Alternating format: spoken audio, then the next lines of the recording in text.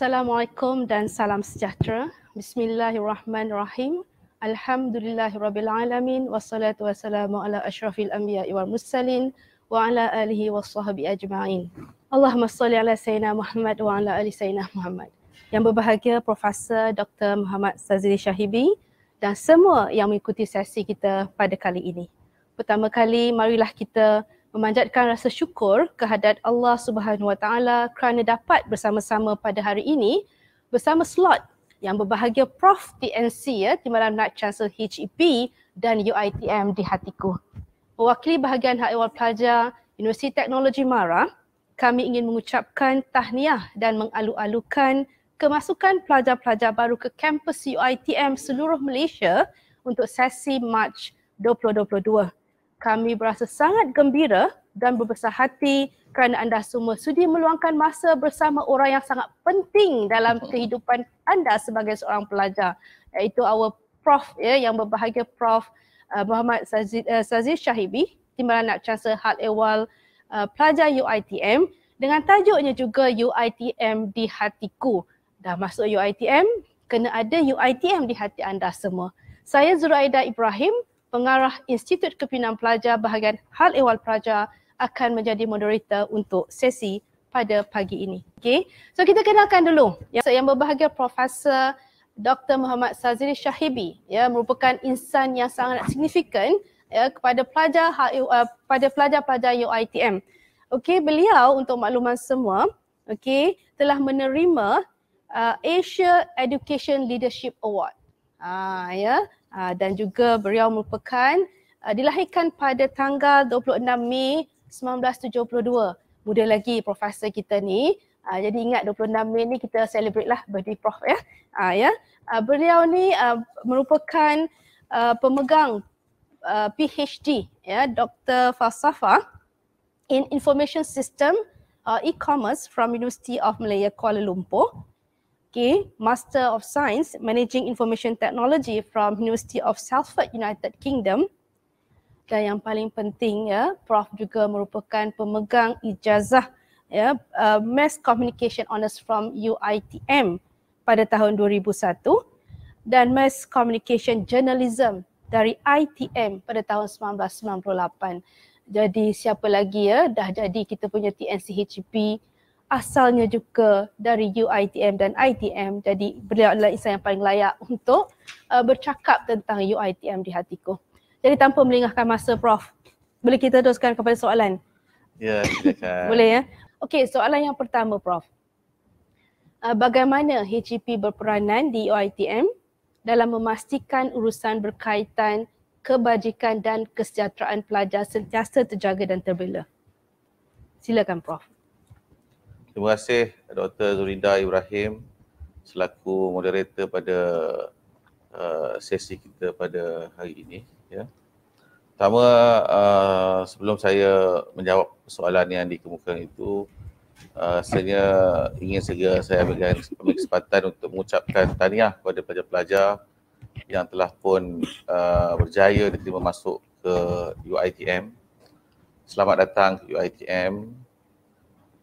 Saya percaya kamu semua datang ke UiTM dengan harapan untuk berjaya dan membawa harapan kedua ibu bapa dan juga keluarga Jadi kehadiran kamu juga merupakan satu yang membanggakan UiTM.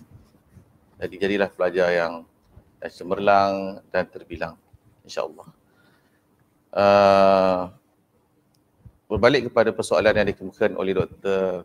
Zuraida tadi tentang kebajikan dan kesejahteraan pelajar jadi ini perkara yang amat penting yang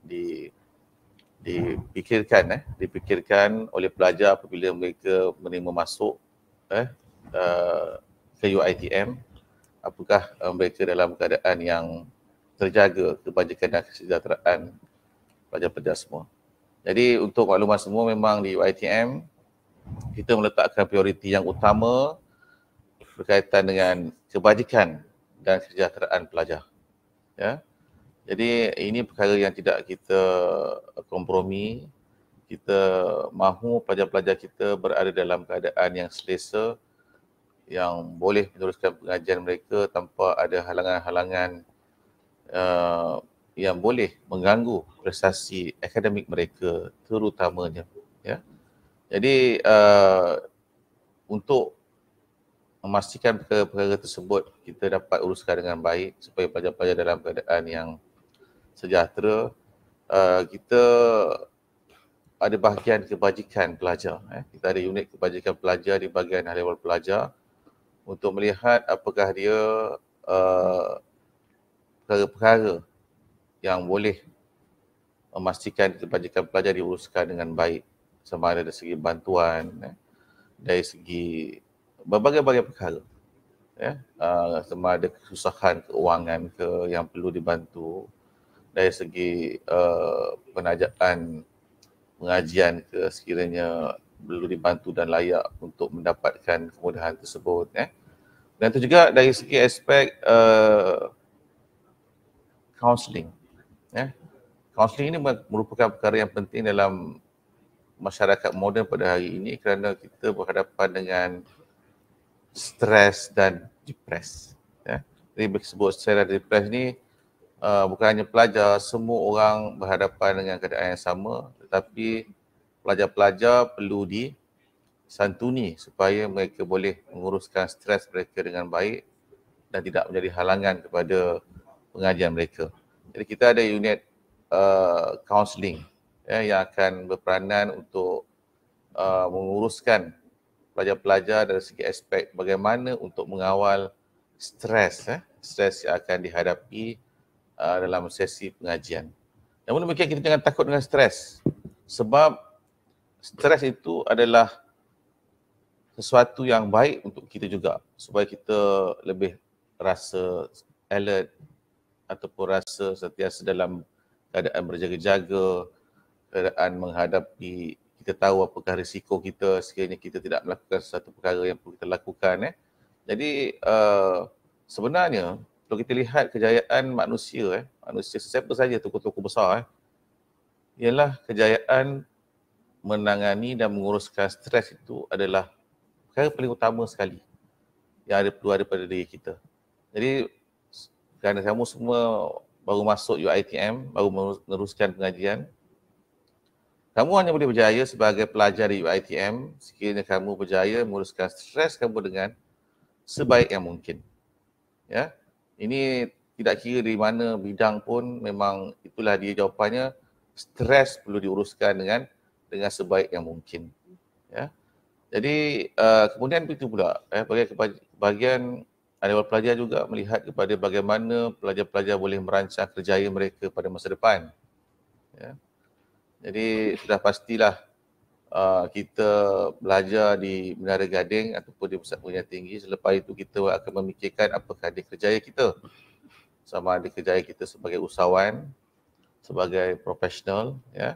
Jadi kita ada unit kerjaya kita, unit kerjaya kita yang akan bersama-sama dengan pelajar bagaimana untuk menentukan kerjaya sesuai, sebagai contohnya dengan kepribadian, ataupun untuk meneroka kerjaya-kerjaya yang lebih futuristik pada masa depan dalam keadaan digital sekarang ini.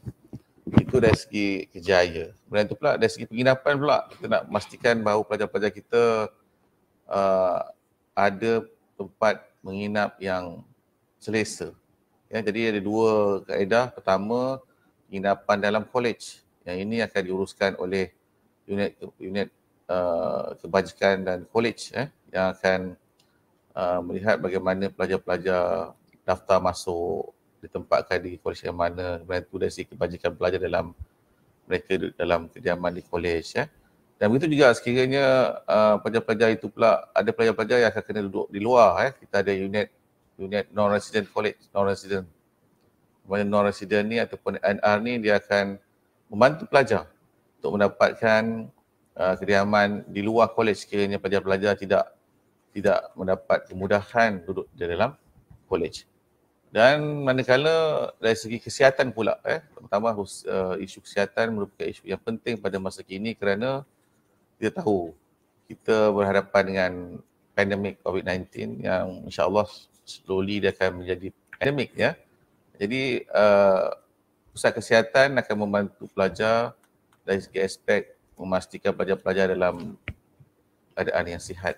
Kita ada pusat kesihatan sebagaimana juga klinik lah, klinik. Jadi pelajar-pelajar boleh merujuk pada pusat kesihatan sekiranya mereka berada dalam keadaan yang tidak sihat, dan juga memerlukan apa-apa ubatan supaya dapat mengawal dan menguruskan kesihatan masing-masing. Jadi begitulah lebih kurang sedikit sebanyak yang boleh saya jelaskan tentang urusan berkaitan kebajikan dan kesejahteraan pelajar yang kita di UiTM ini begitu mengambil berat. Yang pentingnya pelajar-pelajar menyalurkan sebarang permasalahan tersebut kepada pihak yang sepatutnya. Maksudnya boleh berjumpa dengan pegawai-pegawai kebajikan pelajar, pengetua-pengetua asrama, kaunselor dan sebagainya. Saya itulah yang kita fokuskan atau tidak untuk kebajikan dan juga kesejahteraan pelajar di UHB. Okey, terima kasih Prof ya. Jadi kepada ibu bapa yang sama selalu saya tahulah kalau MDS ni bila pelajar di rumah ada ibu bapa yang turut sama mendengar Prof kita punya program ni. Jadi ibu bapa jangan susah hati, anak-anak anda sekalian memang terjaga dengan sebaiknya. Kalau nak tahu kami di BHCP ni orang kata 24/7, maksudnya 24 jam kami berkhidmat selama 7 hari itu. Tiada orang kata kita membiarkan pelajar kita tanpa apa-apa bimbingan dan juga nasihat lah. We are always there for the students. Jadi Prof, kita pun dah tahu baru-baru ni Perdana Menteri kita pun Yang Berhormat Perdana Menteri pun telah pun announce yang kita akan ke era endemik. Era endemik maksudnya kalau selama ni kita adalah 3S lah semua tu Prof itu pada kita pada 2020 memanglah satu orang kata norma baru, tapi benda tu sekarang adalah kebiasaan. Jadi bagaimana Prof melihat cabaran ini mampu mendidik pelajar kita untuk terus mencipta kecemerlangan tanpa mengenepikan nilai-nilai integriti pelajar? Ya, terima kasih soalan yang diberikan kepada saya itu. Jadi apabila tibanya satu situasi pandemik COVID-19 yang kita tidak duga sebelum ini akan berlaku, sesuatu yang tidak ada dalam fikiran kita sebelum ini pun tapi ianya satu pengalaman baru kepada warga dunia dan juga kepada kita semua. Namun demikian itu juga merupakan cabaran cabaran yang kita kena hadapi dan cabaran tersebut ada jalan penyelesaiannya bagaimana ianya untuk diselesaikan. Jadi dalam mendidik pelajar-pelajar pada hari ini, kita dapat lihat bahawa kita harus mengubah kaedah pengajaran di mana kalau kita lihat di pusat pengajian tinggi, di sekolah juga kita beralih kepada pengajian secara online, distance learning. Jadi alhamdulillah negara kita mampu untuk menampung keperluan kita dari segi aspek untuk pengajian secara online ini berlaku. Ada sedikit sebanyak masalah itu perkara biasa. Kita baru berhadapan dengan keadaan sebegini. Dan insyaAllah saya percaya benda ini akan menjadi semakin baik dan semakin berkesan dan juga akan menjadi satu norma baru yang kita terima dalam kehidupan kita.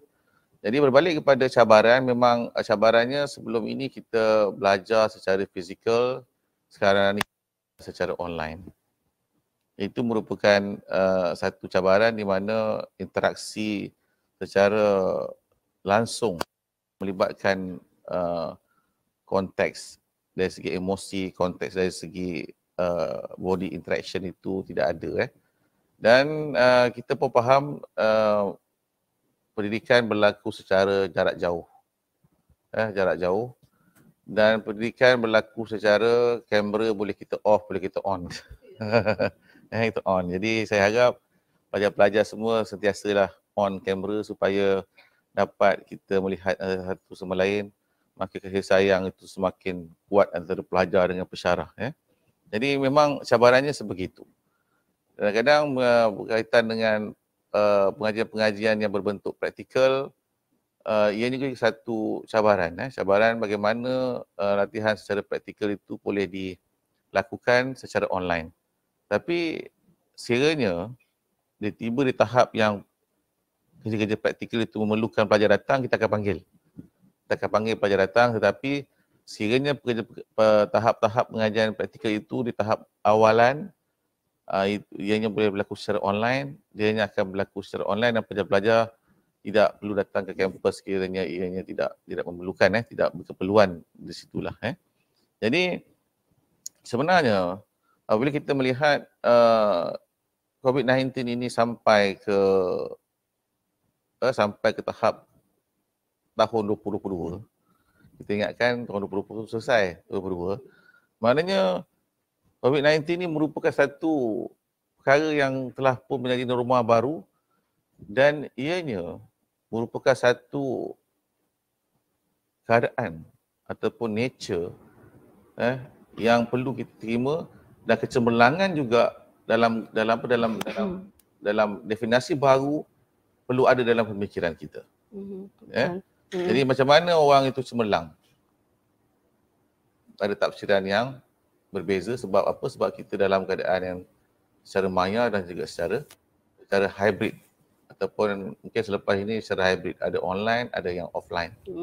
Tetapi macam mana pun konsep kecemerlangan itu perlu dicipta mengikut keadaan yang selaras dengan perkembangan semasa. Namun demikian, pada saya, prinsip kecemerlangan perlu melihat kepada soal kualiti, perlu melihat kepada soal pencapaian, dan perlu bersifat kesatuan dalam pemikiran yang boleh memberikan makna yang mendalam kepada masyarakat. Jadi di sini sebab tu boleh disebutkan tadi tentang bagaimana mencipta kecemerlangan daripada point of view saya, kecemerlangan adalah sesuatu yang kita mampu hasilkan dengan kualiti.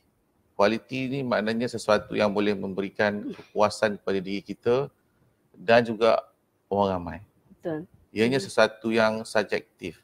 Tetapi sekiranya kita berada dalam bidang yang tertentu, kita perlu memahami apakah kualiti dalam bidang yang tertentu tersebut.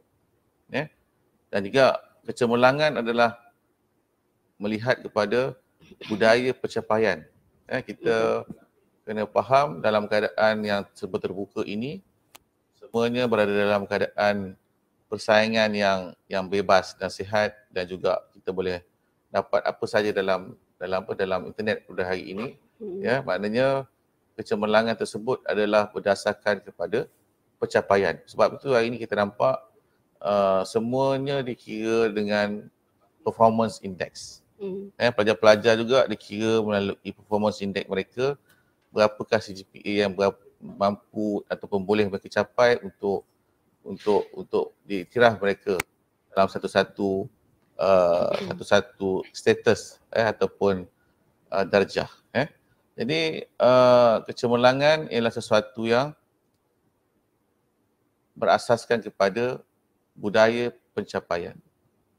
Kemudian yang ketiga yang sebut tadi itu, kecemerlangan adalah sesuatu yang bersifat kesatuan, maknanya kita berjaya membawa kejayaan kita, pencapaian kita dan kualiti kita dalam mencipta sesuatu perkara yang boleh memberikan kesejahteraan kepada masyarakat. Jadi disebabkan oleh keadaan ini baru, mungkin saya tak dapat berikan satu tafsiran yang konkret pada semua, tetapi saya berbalik pada tadi, kecemerlangan adalah sesuatu yang melihat kepada kualiti pencapaian dan juga kesatuan untuk membina masyarakat yang harmoni ataupun yang boleh memberikan nilai-nilai integriti kepada pelajar. Saya rasa begitulah apa ni Dr. Ida, saya punya ulasan kaitan dengan jawapan. Betul Prof, kita pun bukan kata barulah Prof, dengan ODL kita betul lah pelajar kena tu yang integriti tadi Prof. Kita tahu Prof pun telah banyak berbincang berkenaan dengan kecemerlangan. Kecemerlangan adalah salah satu nilai yang kita gariskan untuk our plan strategic UiTM 2025.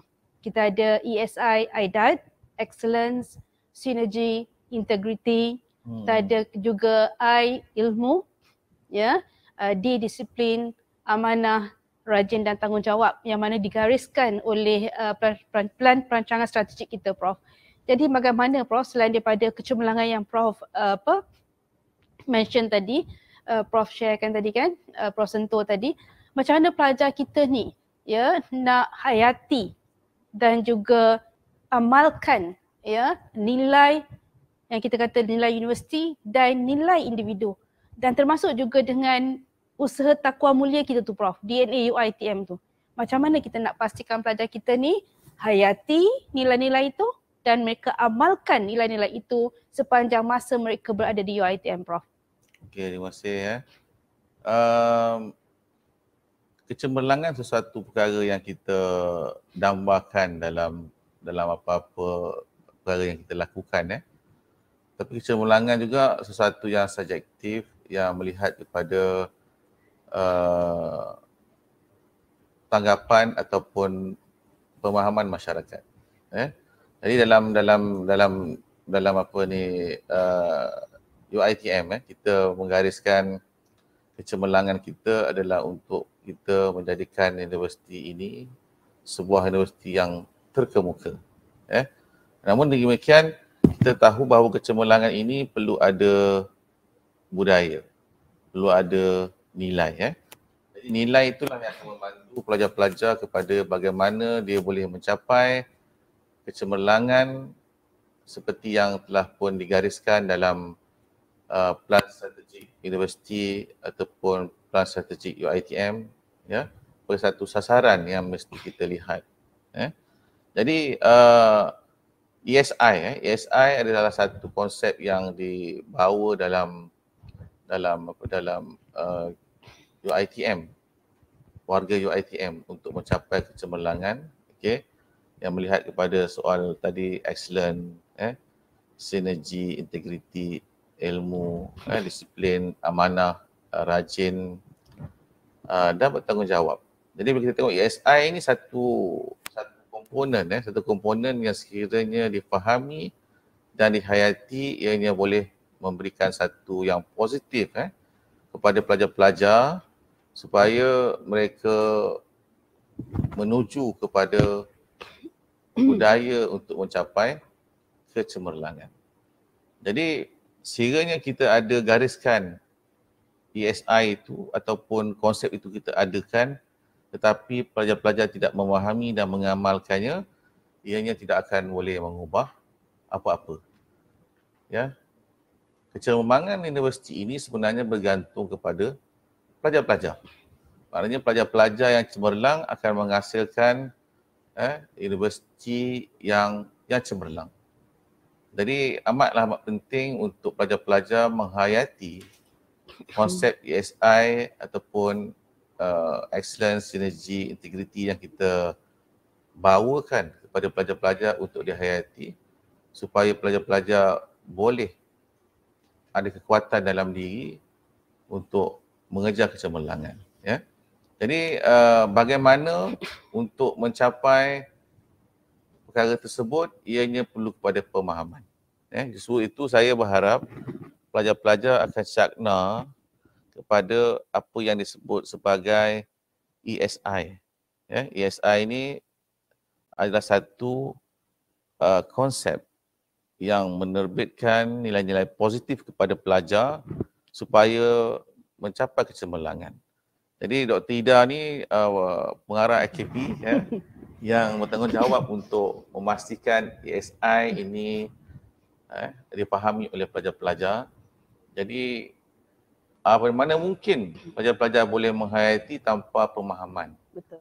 Jadi pemahaman itu hanya boleh dapat sekiranya pelajar-pelajar mengikuti program-program yang dianjurkan oleh HEP, khususnya IKP, untuk menghayati perkara-perkara positif yang digagaskan oleh universiti supaya ianya boleh memberikan satu pemikiran bagaimana untuk berjaya. Sebab apa sahaja dalam kehidupan kita ini ianya bergantung kepada pemikiran kita. Sekiranya kita berfikir secara betul dan secara yang perlu untuk seseorang berjaya, kita kena berfikir secara berjaya. Jadi kita mungkin tidak asing dengan kata-kata yang menyebut tentang winning mentality. Maksudnya winning mentality itulah satu pemikiran, satu pemikiran dalam diri mereka yang kalau dalam ITM kita bawa ESI itu adalah winning mentality yang cuba dibawa dalam diri pelajar-pelajar supaya pelajar-pelajar bersedia untuk mencapai kecemerlangan, bersedia untuk menang. Kita perlu bersedia untuk menang sebenarnya. Bukan kita mahu menang saja. Kita perlu bersedia untuk cemerlang, bukan kita hanya mahukan kecemerlangan. Jadi penghayatan hanya boleh dapat berdasarkan kepemahaman, ya, dan penghayatan hanya boleh kita dapat apabila kita juga memahami tentang sejarah. So UiTM ini merupakan sebuah institusi yang amat bersejarah dalam negara kita sebab kita wujud sebelum UiTM, dan kita faham UiTM ataupun ITM sebelum ini wujud sebelum merdeka lagi. So kita ada sejarah-sejarah yang tertentu yang boleh kita fahami, dan sejarah-sejarah itu juga adalah sejarah yang boleh membina kepada ESI tadi. Tetapi perlu difahami juga di sini bahawa ITM tegak dan terus kuat di atas usaha takwa mulia. Betul. Sebab saya kebetulan generasi yang merasai dalam ITM dan UiTM. Jadi dalam kehidupan sebagai pelajar di ITM, kita diberikan konsep usaha takwa mulia. Maksudnya kita percaya, kita berusaha, walau cepat, walau lambat, kita akan berjaya. Tidak akan ada kejayaan tanpa usaha. Ya. Jadi kita percaya sesiapa saja boleh mencipta kejayaan sekiranya mereka berusaha. Kemudian kita lihat pula kepada takwa mulia. Takwa ini merupakan satu elemen agama yang dibawa dalam pembelajaran di UiTM. Ya. Jadi kita percaya elemen agama ini juga elemen yang boleh menyelesaikan permasalahan seperti stres, putus asa. Jadi dan juga takwa ini juga melihat kepada soal bagaimana kita perlu menghayati perkara yang disuruh oleh ajaran agama. Jadi dalam Islam kita tahu menyuruh kepada ke arah kebaikan. Kalau kita sebut tentang ESI tadi itu ataupun aidat, ianya konsep-konsep yang terangkum dalam takwa sebenarnya. Takwa maknanya melakukan sesuatu yang disuruh oleh Allah Subhanahu Wa Taala. Sebab Allah melihat manusia itu bukan dari segi aspek apa dia ada, tapi dari segi aspek ketakwaannya. Dari sebuah aspek ketakwaannya ialah aspek keimanan dan sejauh mana dia melakukan ibadah dalam kehidupan dia. Dan itu dari segi aspek mulia kita melihat, ITM melihat mulianya manusia itu kerana ilmu. Betul. Ilmu yang diharapkan boleh membina sasiah setiap pelajar-pelajar kita. Ya. Jadi yang ini salah juga dengan apa yang disebut dalam Al-Quran, di mana orang-orang yang berilmu ini diberi satu tingkatan yang berbeza daripada mereka yang tidak berilmu. Jadi itu usaha takwa mulia. Jadi itulah yang saya katakan tentang apa yang ditanyakan tadi tentang ESI. Betul. Dan juga tentang usaha takwa mulia. Jadi usaha takwa mulia ini dianya sesuatu yang menjadi dasar kepada UiTM. Kemudian tu kita ada ESI yang baru untuk melihat lebih fokus kepada soal-soal yang kita harapkan pelajar-pelajar dapat fahami supaya ianya boleh membawa pelajar sendiri dan universiti ini kepada sesuatu yang cemerlang. Okey, terima kasih Prof. Pada saya kupasan yang sangat mantap di situ. Untuk cemerlang kita kena bersedia, ya Prof ya. Bukan kita nak saja tapi kena bersedia. Jadi pelajar-pelajar bila dah kata mendaftarkan diri sebagai pelajar, dah kena bersedia untuk cemerlang, untuk berusaha. Seiring dengan apa yang Prof mention tadi, bertakwa, dan insya-Allah ya Prof ya, dengan adanya ilmu, pelajar itu nanti akan bukan sahaja memuliakan dirinya Prof ya, pada keluarga, masyarakat sekeliling dan juga tamadun kita. Jadi Prof berbalik kepada kita tahu UiTM ni. Dulunya ITM. Prof dulu dengan ITM, lepas tu now Prof di UiTM. UiTM ini adalah satu-satunya universiti di dunia yang memperjuangkan hak dan kepentingan kaum pribumi dengan memudayakan ilmu dan mengupayakan kaum bumi putera di negara ini agar berdaya saing dan berdaya maju dalam pelbagai sektor pasaran kerja. Sebagai warga UiTM, tidak kira apa pun latar belakang mereka, keturunan dan kaum, semua mahasiswa sewajibnya bekerja keras seperti yang Prof cakap tadi ya, berusaha untuk belajar dengan ikhlas, jujur, mendukung wawasan dan hala tuju universiti untuk terus mengilmukan generasi bumi putera agar dapat sama-sama menyumbang kepada agama, bangsa dan negara ya Prof. Saya bila cakap pasal UiTM ni Prof, jiwa dia tu ya, soul tu ya, kita jadi berkobar-kobar ya Prof ya. Kita nak yang terbaik untuk UiTM ni. Jadi pelajar UiTM yang telah pun mendapat tawaran, anda kena tahu ya, anda adalah insan yang terpilih. Betul Prof ya? Ya, ramai di sana yang nak masuk ITM, nak masuk UiTM, tapi anda yang terpilih. Jadi bila dah terpilih menjadi warga UiTM, Prof, macam mana kita nak semaikan mereka ni supaya mereka sama-sama macam kita ni Prof? Ada semangat yang cintakan dan sayangkan UiTM. Macam mana Prof kita nak make sure pelajar-pelajar ni yang baru nak masuk ni kena betul-betul sayang UiTM, kena perjuangkan UiTM. Kerana inilah orang kata kita punya apa, sempadan, apa orang kata usaha kita lah ya Prof. Apa orang kata salah satu mekanisme untuk menyamaratakan kita dan juga mereka yang berada yang di Malaysia ni lah. Kita ada pelbagai bangsa, tapi kita tahu UiTM ni 60% Prof, pelajar kita B40. Betul kan? Jadi macam mana tu Prof? Di Malaysia ini ya, kita ada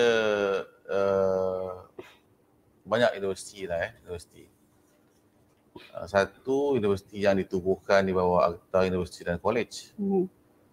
Satu yang ditubuhkan di bawah Akta UiTM. Ya.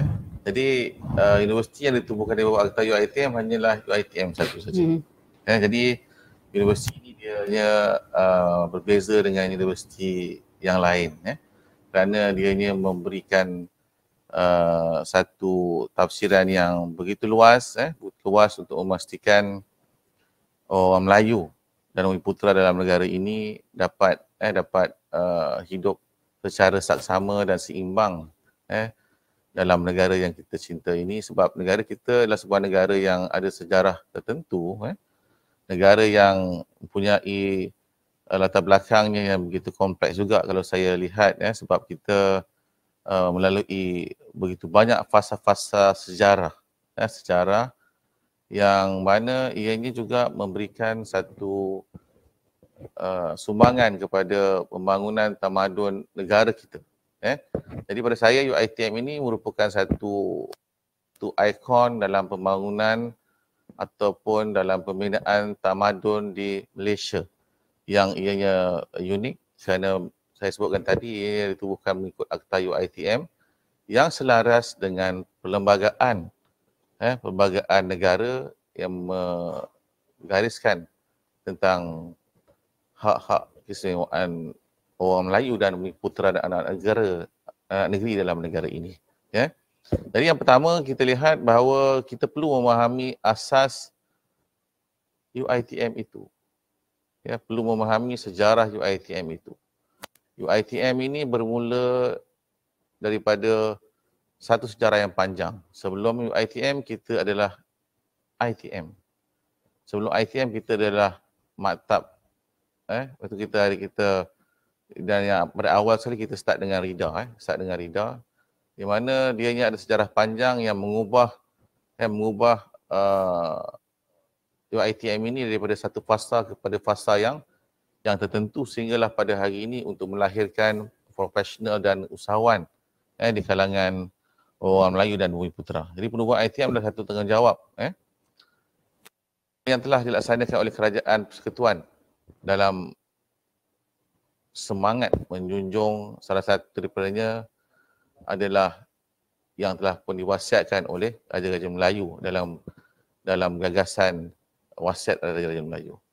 Memang hakikatnya golongan bumi putera adalah orang yang miskin,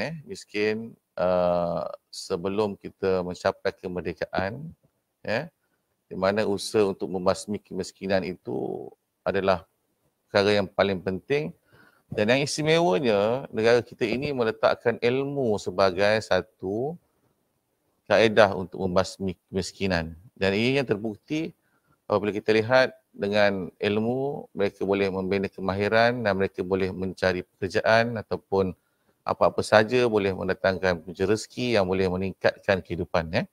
Jadi, ini bila kita lihat hasil penjajahan British mengamalkan sistem identiti kaum, di mana kaum Melayu dibekekalkan dengan pekerjaan tradisi seperti petani, pekebun dan nelayan. Manakala kaum-kaum India dibawa masuk ke tanah Melayu sebagai pekerja estet dan kaum Cina sebagai pelumbung dan selebihnya. Ini telah pun menghasilkan satu keadaan di mana kita terpisah di antara penduduk-penduduk mengikut pekerjaan masing-masing. Jadi UiTM tidak wujud serta-merta sebagai sebuah universiti sebenarnya. Sejarah UiTM bermula dengan misi dan skala yang lebih kecil selaras dengan matlamat untuk memajukan golongan luar bandar yang majoritinya ialah Bumiputera. Seperti saya sebutkan tadi, golongan-golongan kaum-kaum lain, mereka duduk di bandar-bandar. Tetapi orang Melayu duduk di luar bandar. Jadi mereka memerlukan sesuatu untuk dilakukan supaya mereka dapat membina kehidupan mereka. Jadi UiTM tidak wujud serta-merta sebagai sebuah universiti. UiTM bermula dengan misi dan skala yang kecil selaras dengan matlamat untuk memajukan golongan luar bandar yang majoritinya ialah Bumiputera ataupun orang Melayu. So kita bermula dengan Dewan Latihan Rida, kemudian Maktab Mara, kemudian pesat menjadi Institut Teknologi Mara, sehinggalah ke hari ini sebagai UiTM. Maka apabila kita memahami matlamat dan misi penubuhan UiTM ataupun ITM sebelumnya, pasti kita akan lebih menghargai UiTM ini sebagai institusi yang mampu membantu orang Melayu dan Bumiputera yang ingin mengubah nasib atau destiny mereka. Yang lainnya, fahami niat dan tujuan mahasiswa ke universiti. Iaitu yang kedua. Seelok-eloknya para mahasiswa memahami sejarah kenapa mereka berada di UiTM. Niat dan tujuannya berada di UiTM. Tidak dapat dinafikan kebanyakan mereka mempunyai niat dan tujuan yang sama, iaitu untuk mencapai cita-cita dan mendapat pekerjaan pada masa depan, pekerjaan yang diidamkan. Mahu berjaya dalam hidup dan juga mahu mengubah nasib keluarga dan lain-lain alasan yang pasti sama. Di sebalik semua alasan dan tujuan pelajar-pelajar ke institusi keramat ini, saya pasti anda sematkanlah dalam fikiran bahawa tujuan belajar di universiti adalah untuk meningkatkan pemikiran anda semua.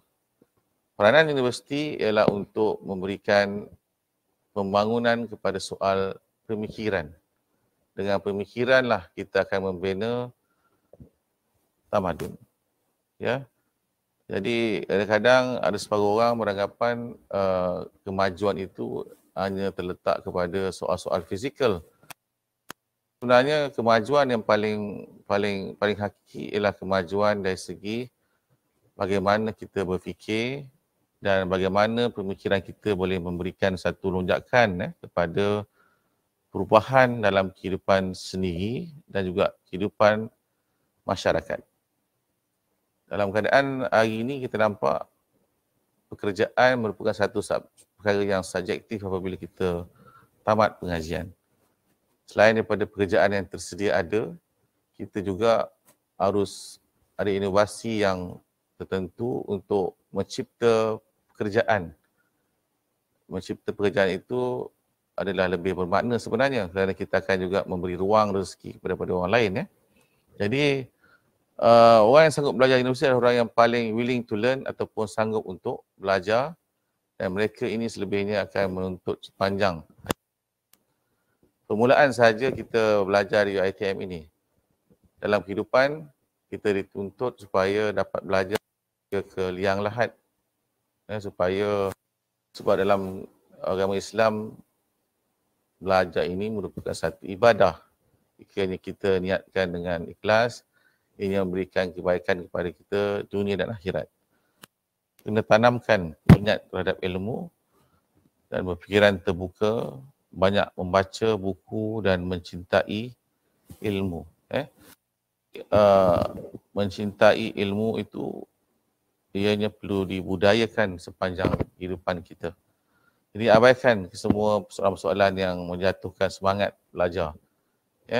Jadi memang stres yang kita hadapi menjatuhkan semangat kita. Kadang-kadang masalah kewangan menjatuhkan semangat kita. Masalah keluarga juga menjatuhkan semangat kita. Macam-macam persoalan yang boleh kita katakan memberikan kesan kepada semangat kita. Tapi prinsipnya untuk menuntut ilmu itu harus kuat supaya segala persoalan-persoalan itu kita boleh atasi dan ianya sebagai satu halangan-halangan kepada kita mencapai kejayaan. Jadi kita harus memahami juga peranan kita sebagai mahasiswa UiTM. UiTM mempunyai harapan yang sangat tinggi dalam melahirkan para mahasiswa. Kita mahu mahasiswa UiTM adalah mahasiswa yang lahir dengan pemikiran mengejar kecemerlangan ataupun melihat sesuatu yang boleh mengubah diri dan juga masyarakat. Mereka ini telah diberkayakan dengan ilmu, dilengkapkan dengan kemahiran dan diharap mereka mampu menjadi insan yang berguna di mata masyarakat. Kita mahu UiTM, pelajar-pelajar UiTM mampu mengubah negara kita ini untuk memberikan kebaikan kepada semua.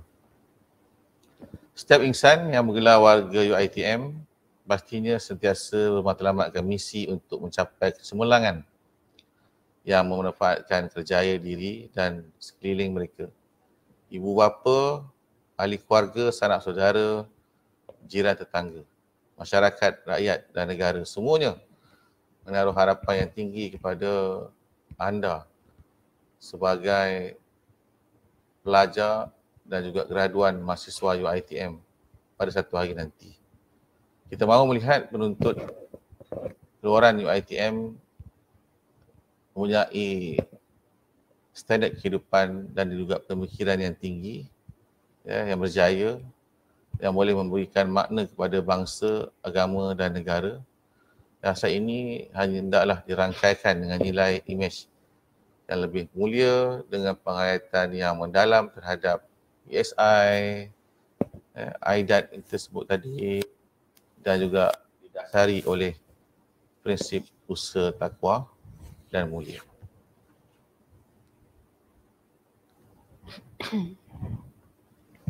Jadi graduan UiTM perlu memiliki identiti insan yang amanah, jujur, seperti mana yang kita fahami dalam konsep ISI tadi tu.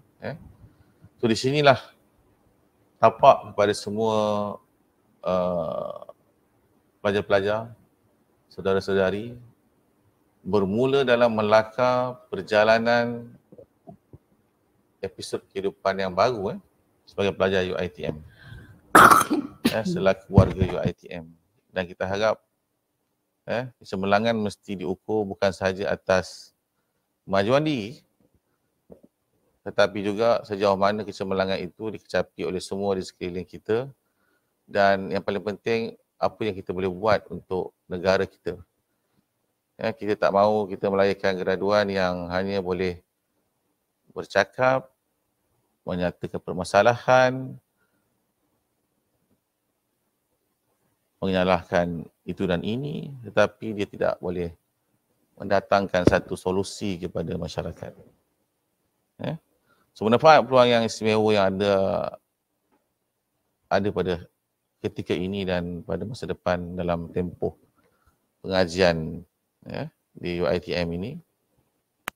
Kita UiTM ini sebagai warga UiTM, pensyarah, pelajar dan staf-staf yang lain juga, kita bekerja sebagai satu pasukan. Sama-samalah kita merealisasikan kecemerlangan yang diimpikan dan menggalas mandat selaku pendokong pewaris bangsa, pendaulat bangsa Malaysia, warga berwawasan. Seperti semua warga UiTM yang lain, saudara-saudari selaku mahasiswa UiTM, peganglah dua perenggan lirik UiTM di hatiku. Yang berikut saya sebutkan dengan kemas kepada semua. Wujudmu di sini, di tanah anak merdeka, bagaikan obor ilmu memayungi putra-putrinya, pelopor hidup budaya bangsa, agama, negara, pembentuk akhlak manusia agar jadi sempurna. Kemudian, majulah bangsa, maju negara berkat usaha jaya mara. Kami berikrar akan berjasa hingga kita berjaya demi bangsa. Saya pasti sekiranya kita mampu menghayati setiap lirik lagu UiTM di hatiku ini, kita akan rasa sayang dan cintakan UiTM akan menebal dalam jiwa dan sanubari kita. Terima kasih Prof. Sangat ya. Orang kata komprehensif Prof ya. Sentuhan kita dengar ya Prof. Ini sesi ini kita boleh dengar banyak kali pada pelajar-pelajar baru. Hayatilah ya segala baik bicara yang telah pun berbahagia Prof, yang berbahagia Prof TNC kita dengan kongsikan tadi ya. Jadi Prof, hasrat Prof dan kata-kata nasihat Prof lah sebelum kita akhiri sesi kita ini kepada semua pelajar-pelajar baru kita. Silakan Prof. Ya, harapan saya semua pelajar-pelajar akan belajar sebaiknya untuk mencapai kecemerlangan. Sebagai warga UiTM, sama-samalah kita jaga nama baik UiTM. UiTM merupakan satu ikon dalam masyarakat Melayu dan Bumiputera. Sama-samalah kita pelihara dianya. Ya, jangan kita malukan institusi yang keramat untuk orang Melayu dan Bumiputera ini. Kita akan merasa bersalah sebenarnya sekiranya kita memalukan UiTM kerana UiTM adalah cerminan bangsa Melayu dan juga Bumiputera di negara ini. Jagalah UiTM sebaik. Cintailah UiTM sebaiknya. UiTM ini perlu difahami. Jangan kita belajar di UiTM tapi kita tidak faham apakah dia UiTM. Cuba fahami sebaik-baiknya apakah dia UiTM. Jadi pada saya, pelajar-pelajar cemerlang bukan hanya cemerlang dari segi akademiknya, tetapi juga haruslah cemerlang membawa ilmu dan juga pemikirannya untuk memajukan masyarakat. Ya, jadi sama-samalah kita jaga UiTM ini. Sama-samalah kita memahami peranan kita yang sebenarnya. Peranan kita terhadap keluarga, peranan kita terhadap masyarakat, peranan kita terhadap negara dan yang lebih luas lagi peranan kita terhadap agama, bangsa dan negara. Sekian, terima kasih Lida kerana membantu saya untuk saya berkongsi sedikit sebanyak pengetahuan dan pengalaman untuk pelajar-pelajar UiTM dan juga pelajar-pelajar UiTM boleh menghubungi saya dan juga pergi kepada website ataupun Facebook ataupun Twitter Ahli Ehwal Pelajar untuk mengetahui perkembangan dan sebaiknya. Saya rasa itu saja. Sekian saya ucapkan. Assalamualaikum. Terima kasih. Waalaikumsalam warahmatullahi wabarakatuh. Terima kasih Prof ya. So dengan jawapan tersebut maka berakhirlah sudah sesi bersama yang berbahagia Profesor Dr. Muhammad Sazil Shahibi, ya, Timbalan Chancellor Hal Ehwal Pelajar UiTM. Jadi para pelajar ini bukanlah sesi terakhir. Untuk makluman semua, Prof ni rajin ya, rajin jumpa dengan pelajar. Tak jumpa dekat UiTM, kita rasa nanti kita akan dapat jumpa Prof di kadang-kadang Prof turun kampung ya Prof ya. Hari tu ada ziarah kan, ziarah pelajar. Prof akan turun ke kampung, jadi kita tunggukan ya. Tengok website UiTM, Bahagian Ehwal Pelajar, di mana Prof kita berada. Don't be surprised, tengok betul-betul wajah Prof ni. Jangan nanti kata siapa pula, inilah kita punya Timbalan Nak Chancellor Hal Ehwal Pelajar. Jadi Prof, terima kasih banyak-banyak. Ini merupakan satu permulaan kepada satu, kita kata, hubungan Profesor, Timbalan Nak Chancellor dan pelajar-pelajar kita.